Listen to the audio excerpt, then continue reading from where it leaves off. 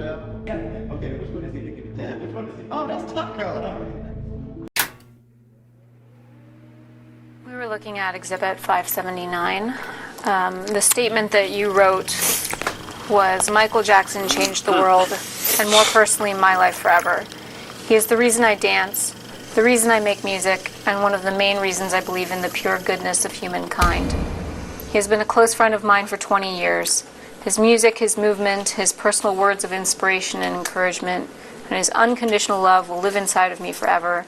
I will miss him immeasurably, but I know that he is now at peace and enchanting the heavens with a melody and a moonwalk. I love you, Michael.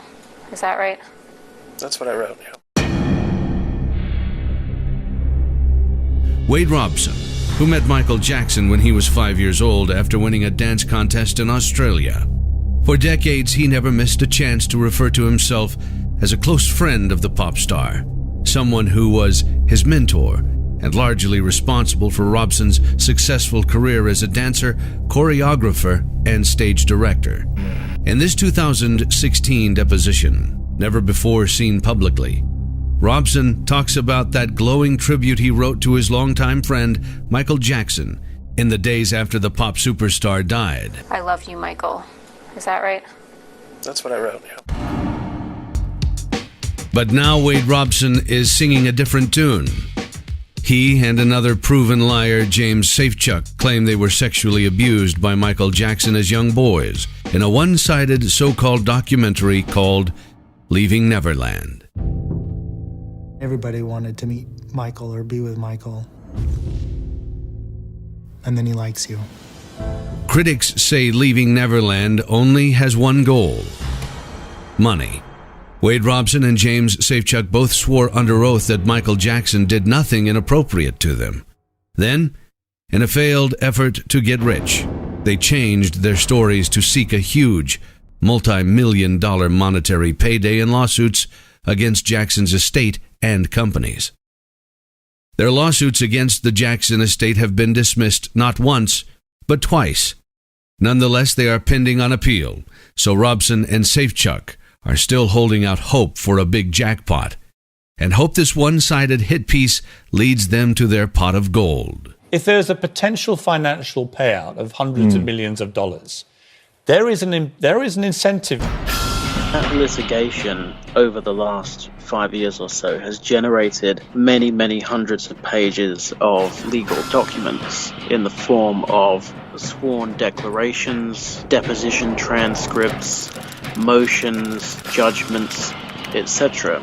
And anybody who's been following the case and following those documents as they've been published will be aware that there are significant problems with these guys' stories. One of them was caught committing perjury in his creditor's claim. So we knew before the film came out that the two protagonists on whose stories it was based had credibility issues. Skeptical media throughout the world are questioning director Dan Reed's agenda in making the film. They see through the litany of one-sided accusations from two known liars who repeatedly spin a salacious drumbeat of alleged sexual abuse, while offering not one shred of evidence or independent corroboration to support their stories. Just two accusers who have admitted lying in the past and changed their stories a number of times, so the entire film rests on their word and nothing else. Your journalism has been heavily criticized because you didn't include the opposing points of views in the film. Was that a conscious decision from the get-go? If you're going to be mentioning Michael Jackson, though, don't you have some obligation to get in touch with the people who have his interests, even though he's not here, obviously? Because you're saying and you're repeating some pretty extraordinary things, don't you have an obligation to talk to the family, even if you claim this isn't about him? Well, what does the family know about the sexual abuse that happened? Do you think they know about the sexual abuse? But when you're doing it, this is a documentary. It is, say, yeah. Right? So when you're doing a documentary, don't you have an obligation to at least ask the question? Because you don't know what the answers to questions are until you ask. Well, we know that the family and the estates and Jackson during his lifetime and his lawyers all denied that any sexual abuse took place. And those views are strongly represented in the film. We give those views a lot of time in the film on screen. This is a huge payday, potentially, for anyone who can establish they were victims. And I'm not questioning them. I don't know the truth. I'm questioning you as the director because you never went to the Jackson family before you finished. We don't make any allegations about the Jackson family. So why would I? Well, you make an allegation that Michael Jackson's a paedophile. Yeah, so I make allegations about Michael, but Michael's dead. But he's dead. And I've put his rebuttals, his denials in the film. So the devil's advocate would say, well, okay, the guy's dead. He can't respond to this. But Wade Robson and James Safechuck are not dead. Jackson was accused in 2003 by the Santa Barbara County District Attorney, who some said carried out a personal vendetta against Michael Jackson that lasted for more than a decade. Well, we haven't ruled anything out. In 2005, Jackson was declared innocent by a jury in a case involving a boy named Gavin Arvizo, one that CNN legal analyst Jeffrey Toobin called an absolute and complete victory for Michael Jackson and an utter humiliation and defeat for the prosecution. Since Leaving Neverland was released, numerous errors, misrepresentations, omissions, and outright falsehoods have been identified in the film, which relies solely on ever-changing stories of Robson and Safechuck. Leaving Neverland is a film that has been shown to include provable lies, conflicting accounts, contradictions, staged reshoots, faked scenes, reconstructed memories, critical information omitted, manipulated news clips, discredited source material, and key motives ignored. Perhaps the most glaring fabrication in Leaving Neverland comes from accuser James Safechuck, who clearly lied in the film by claiming he was sexually abused in the Neverland train station Michael Jackson had built to resemble the one at Disneyland. But there's a big problem with this story. A huge discrepancy in the timeline. He says that one of the locations where Michael Jackson was abusing him on a daily basis was the Neverland train station. Right. And he vividly describes the interior of the train station. Now, this version of the story that he tells in the TV show places that abuse in the train station in 1988-89. The train station did not even open until 1994. And as you correctly say, in his sworn declarations in his ongoing litigation with the estate, he says that Michael Jackson stopped molesting him when he was around 14 years old in 1992 because he got too old for him. Right. And the whole narrative of this film is that Michael Jackson molests boys, and then when the boys hit puberty and get too old, he then ditches them and moves on to a younger boy. That's the whole narrative that they're selling with this documentary. But when it's revealed that this location where Safechuck is describing his abuse it did not exist when he was the age he said he was, Dan Reed, the director of the documentary, goes onto Twitter and says, well, there's no dispute about when the train station was built, but what's in dispute is the dates of the abuse. Right. So James Safechuck was abused after the train station was built. Well, firstly, he's now accusing his own star witness of perjury because James Safechuck has signed not one but two sworn declarations in which he states that Michael Jackson never abused him after 1992. Right. So in order to defend his documentary, he's throwing its star witness under the bus by calling him a perjurer, but also he's upended the entire narrative of his documentary. Leaving Neverland contradicts the alleged victim's own sworn depositions. In the video, Wade Robson spins a dramatic tale of being left alone in 1990 with Michael Jackson at Neverland. Robson claims that while his family was hundreds of miles away at the Grand Canyon, Michael Jackson abused him for the first time. But that's not the story Robson told in his lawsuit against Jackson's companies or in a deposition under penalty of perjury just months before HBO's cameras began rolling. There, he claims his family was still at Neverland when it first happened, and his sister was sleeping upstairs in Michael's room. Two entirely different versions of events told by Wade Robson, just 2 months apart. The first night, the night prior, we both slept in the bed with Michael.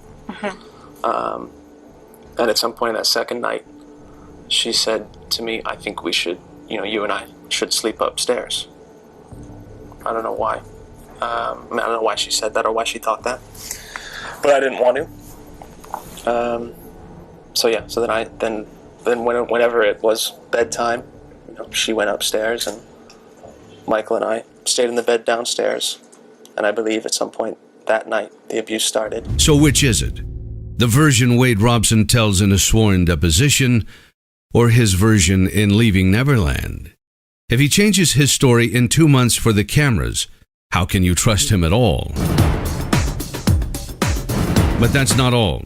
Earlier testimony by Robson and his mother contradict the entire 1990 story told in Leaving Neverland that director Dan Reed uses as a foundation for the film. Robson's mother, Joy, testified in 1993 that her son was never alone with Michael Jackson at Neverland until that year. And here she is seen confirming under oath in 2016 that her entire family, husband, parents, and kids, went on the trip to the Grand Canyon. I understand that you stayed then 2 different weekends at Neverland on that trip, is that right? Yes. And then in between you and your kids and your husband and your parents all went on tourist trip to the Grand Canyon? Yes. So you were there, is it 2 nights the first time? Yes. And then you came back after your whole family had gone away? Yes. And you spent another, 2 nights? At Neverland, yes. Robson himself testified as an adult that the first time he visited Neverland without his mother was in 1992 or 1993, which means he would not have been alone at Neverland with Michael Jackson in 1990, as Leaving Neverland claims. In other words, Robson and his family over time have told multiple versions of a key story viewers heard in Leaving Neverland. So which is it? The version Joy Robson tells in her deposition, or the version Dan Reed presents in Leaving Neverland? James Safechuck's dramatic scene where he claims Michael Jackson gave him jewelry for sex, including an alleged wedding ring, was deceptively staged and edited to appear as one seamless scene, when in fact it was actually edited together from filming done on 2 separate occasions 17 months apart, and done intentionally to pump up the drama of the scene. You can tell by looking at his clothes, essentially the same in both shots, except he forgot the undershirt the second time around. And look out the window. Clearly different seasons, with the plants trimmed in one shot, but not the other. Once people pointed out the changes, Dan Reed was forced to admit he went back and rented the same Airbnb to recreate and reshoot the scene nearly a year and a half later. Can viewers trust deceptive editing? The staged sequence at the end of Leaving Neverland, showing Wade Robson burning Michael Jackson items, is misleading to the point of fakery. That's because Robson sold his most valuable Michael Jackson memorabilia in 2011 for nearly $100,000. Needing money, he consigned all items to Julian's auction and tried to remain anonymous. But Julian's auctions wouldn't agree, tweeting, Wade asked to remain anonymous and said that he did not want anyone to know that it was him selling the items in 2011. But we did not agree to that and listed it as the Wade Robson collection. He consigned multiple items and wanted us to sell all items of his that had value.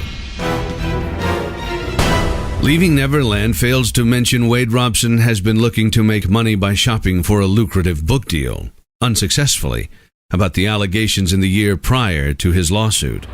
Leaving Neverland also fails to mention that when writing it, Robson could recall so few details in 2012 about his story with Michael Jackson, the same details he remembers with such supposed precision in Leaving Neverland, that he had to ask his mother by email to help him fill in the blanks. Did you ever ask your mother for any written materials to help you write your book? I think along the same lines, but maybe I would ask her, of a certain period of time, could you just jot down the bullet points of what you remember? Asking my mother that, of how the details of when we went to the ranch and the first time, and just how did that unfold, the external details. So have your memories changed as you've gone through that process? They've evolved. What do you mean by evolved? Yeah, not changed in a sort of black to white sense. Like I thought it was this thing Well, I mean, they have as far as prior to the healing process, right? Prior to disclosing. But post-disclosing the abuse in 2012 and beginning that healing journey, they've evolved as far as I remember more details about scenarios as it goes along. You know, it evolves, details get added to. Wade Robson was one of the witnesses who eagerly testified for Michael Jackson in 2005. Robson had his family claim in Leaving Neverland it was at a Neverland dinner the night before Robson testified in Michael Jackson's 2005 criminal trial that he became convinced that he needed to lie on the stand the next day to save him. Except, according to Jackson family members, that dinner actually took place after Wade testified. He also claims in the film he had to testify because he was subpoenaed. Then you have his constantly changing story about how he came to testify in 2005 for Michael Jackson's defense, beginning with, I didn't realize I'd been abused, and then morphing into, well, I did know I'd been abused, but I didn't want to be responsible for orphaning his children, so I decided to testify in his defense, and then morphing into, I was threatened and bullied by Michael Jackson and his lawyers.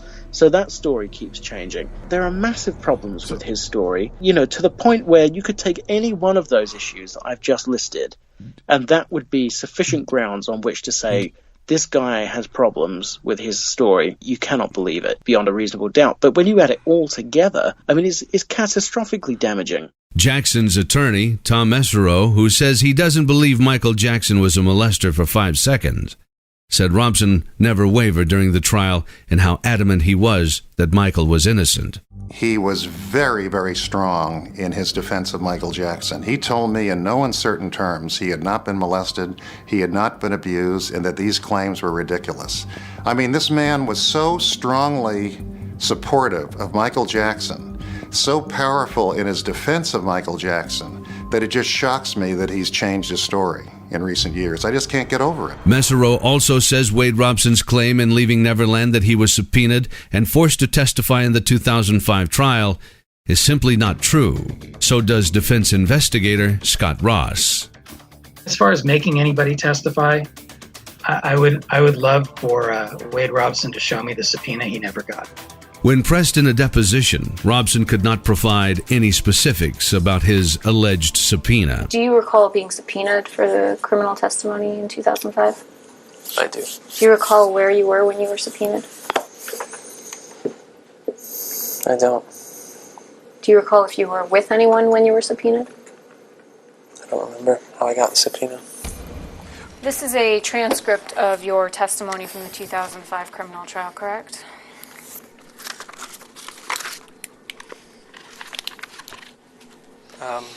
It appears to be that way. Robson now claims he committed the crime of perjury on the witness stand in 2005, even as skeptics point to the rigorous cross-examination he was subjected to. On line 18, you're asked, Mr. Robson, did Michael Jackson ever molest you at any time? And you said, absolutely not, correct?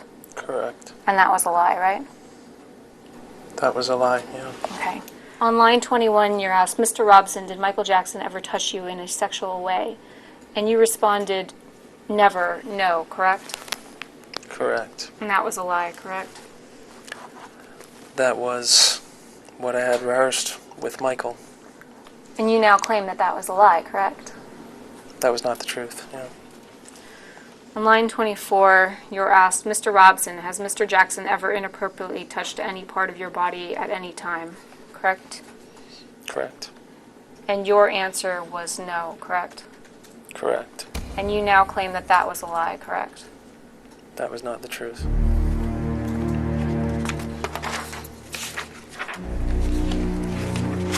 You turn to page 9100.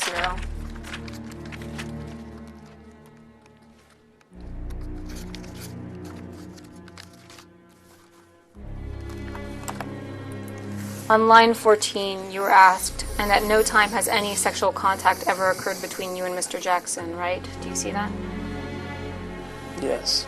And your answer was never, correct? Yes. And you now claim that that was a lie, correct? That was not the truth. That's why you always start with your strongest witness. In our case, that was Wade Robson. Wade Robson had to get through 3 seasoned, experienced, intelligent attorneys.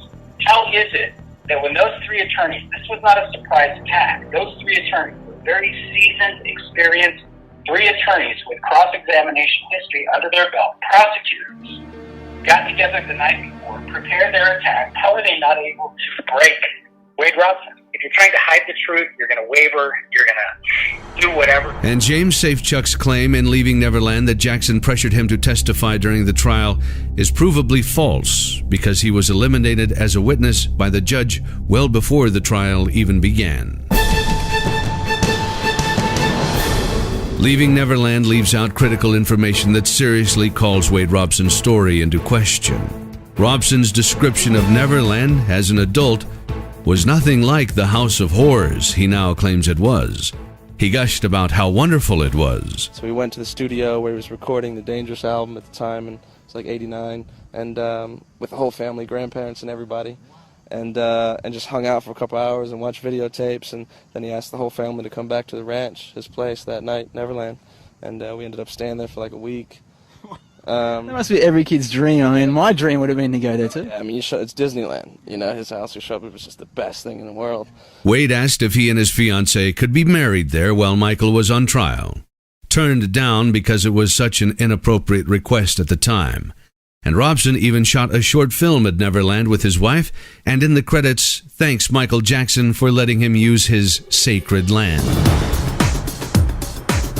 Michael Jackson is not going to be abused. Michael Jackson is not going to be slammed, is not going to be a piñata for every person who has financial motives. Another misleading piece in the so-called documentary.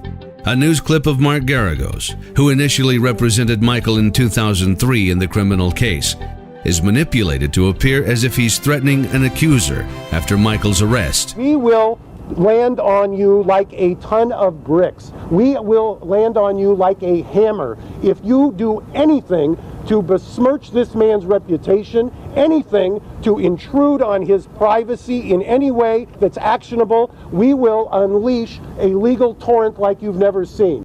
In fact, he was talking about a completely different legal case in which he and Michael were secretly videotaped on board a charter aircraft. Disclosed that those 2 video cameras, which also apparently had audio on them, were surreptitiously placed in there, were recording attorney-client conversations, and then somebody had the unmitigated gall to shop those tapes around to media outlets in order to sell them to the highest bidder.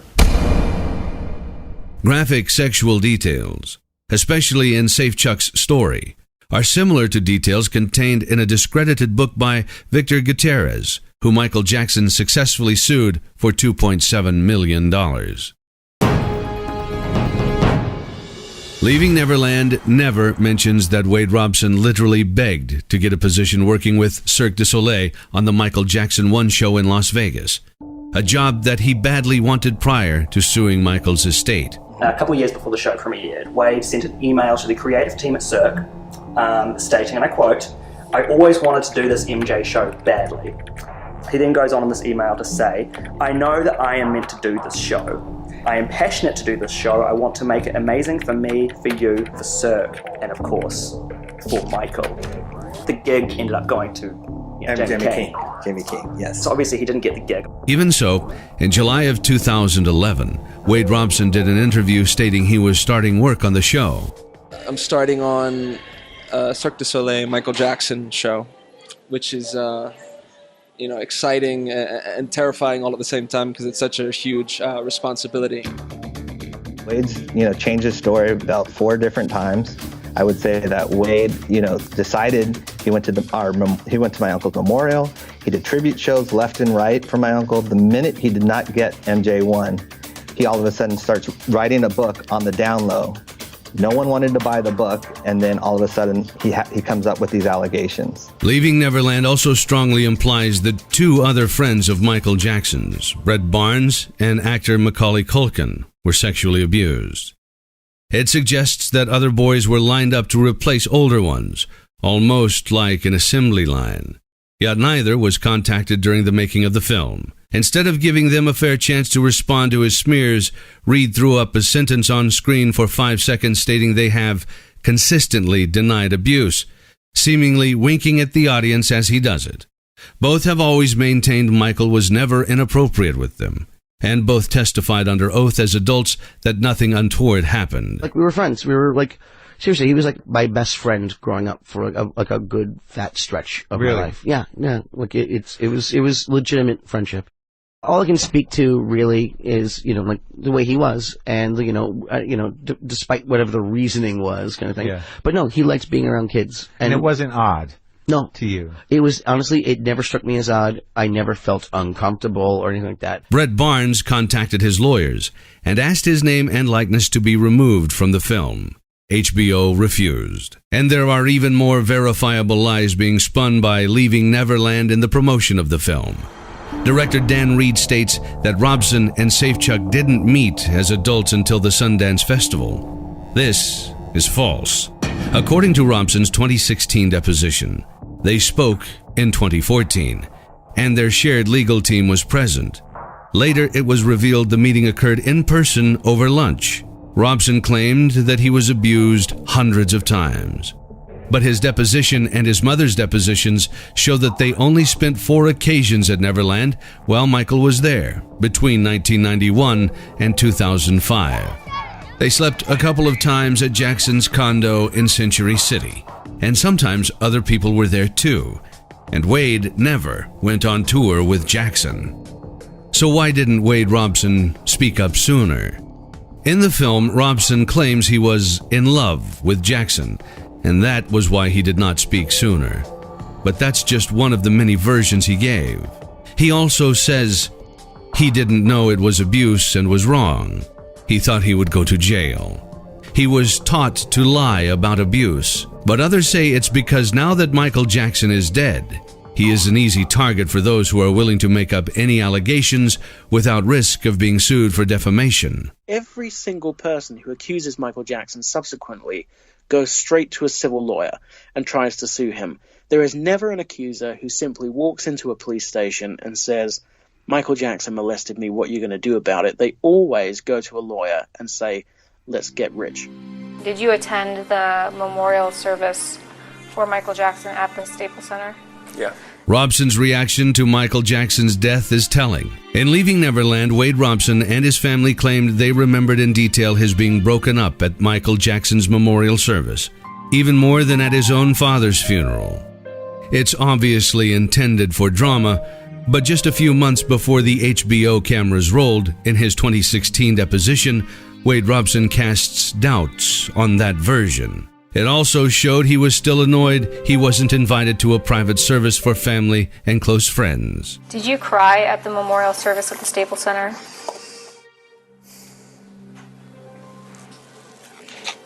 I might have. I don't remember. Were you invited to the private memorial?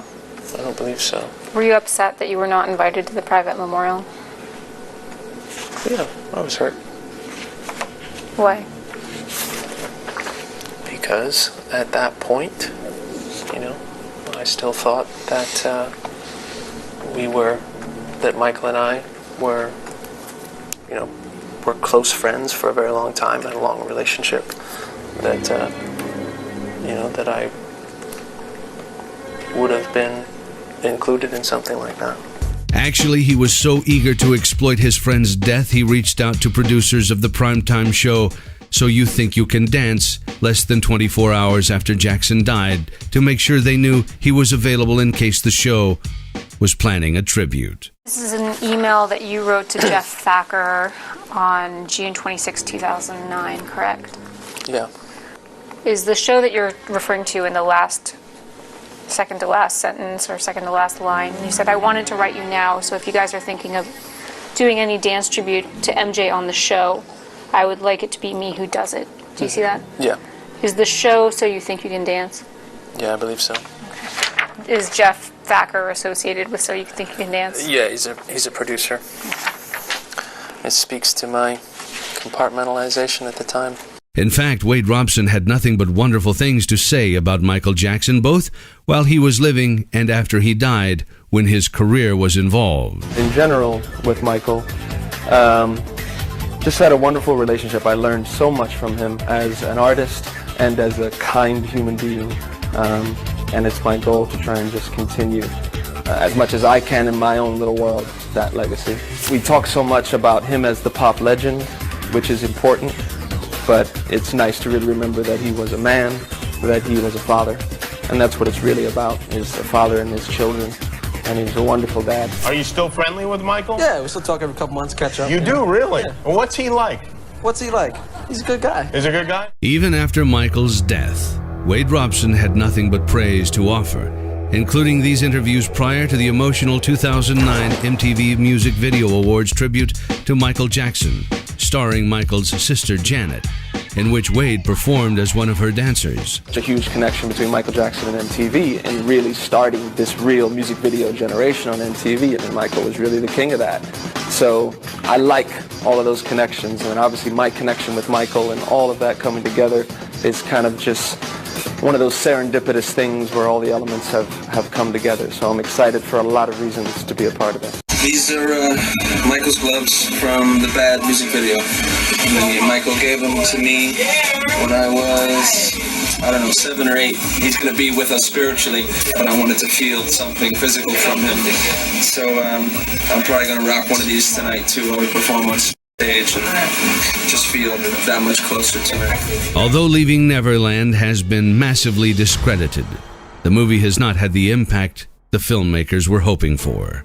I think what they were hoping for was a response akin to the Harvey Weinstein response, you know, where all of a sudden you have another person coming out and then another person coming out and then another person, and it's just this huge snowball that keeps getting bigger and bigger, and in the end it destroys Michael Jackson. I think Dan Reed thought he was going to win a Pulitzer or something. But in fact, it's just been a complete catastrophe for them because it's not had anything like the impact that they thought it would. There's been like a handful of radio stations in the whole world who've actually banned the music, and but you know, like 99.9% are still playing it. And in the meantime, the documentary's been completely discredited online. It's not done anything like the numbers I think that they thought it would.